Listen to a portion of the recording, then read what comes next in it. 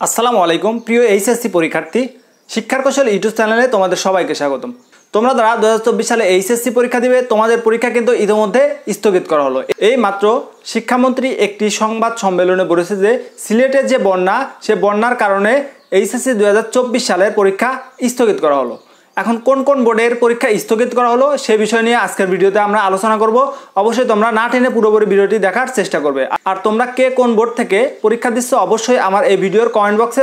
এই মাত্র শিক্ষামন্ত্রী একটি সংবাদ সম্মেলনে বলেছে যে আগামী 8 জুলাই পর্যন্ত এইচএসসি ও সমমানের পরীক্ষা স্থগিত করা হলো। অর্থাৎ তোমাদের আগামী 30 জুন থেকে কিন্তু এইচএসসি পরীক্ষা হওয়ার কথা ছিল, কিন্তু বন্যার কারণে সেটি আগামী 8 জুলাই পর্যন্ত স্থগিত করা হয়েছে। অর্থাৎ 8 জুলাইয়ের পরে যেগুলো পরীক্ষা তোমাদের সম্ভবত আইসিটি পরীক্ষা পর্যন্ত তোমাদের স্থগিত হওয়ার সম্ভাবনা রয়েছে। তো 8 জুলাইয়ের পরবর্তীতে যে পরীক্ষাগুলো সেগুলো হতে পারে।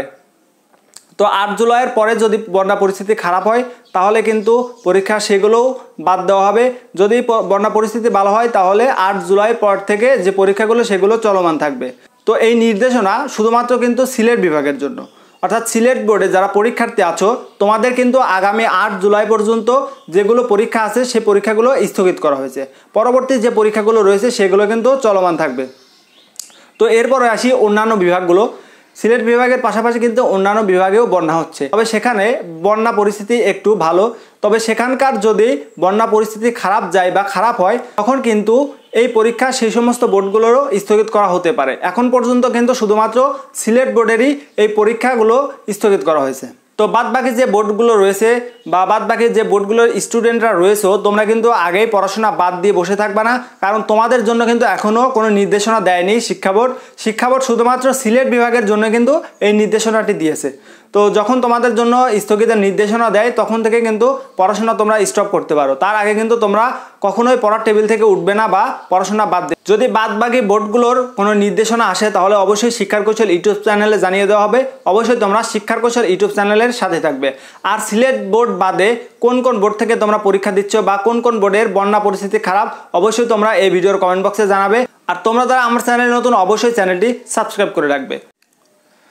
তো তোমাদের আর একটি কথা বলে রাখি যে সিলেট বিভাগে যারা পরীক্ষার্থী আছো তোমাদের যে 8 জুলাই পর্যন্ত যে পরীক্ষা স্থগিত করা হলো, এরপরে 9 জুলাই থেকে যে পরীক্ষাগুলো রয়েছে সেগুলো কিন্তু যথারীতিতে চলমান থাকবে। অর্থাৎ 9 জুলাই থেকে যে পরীক্ষাগুলো হওয়ার কথা ছিল সেগুলো কিন্তু সমস্ত বোর্ডের সাথেই তোমাদের হবে।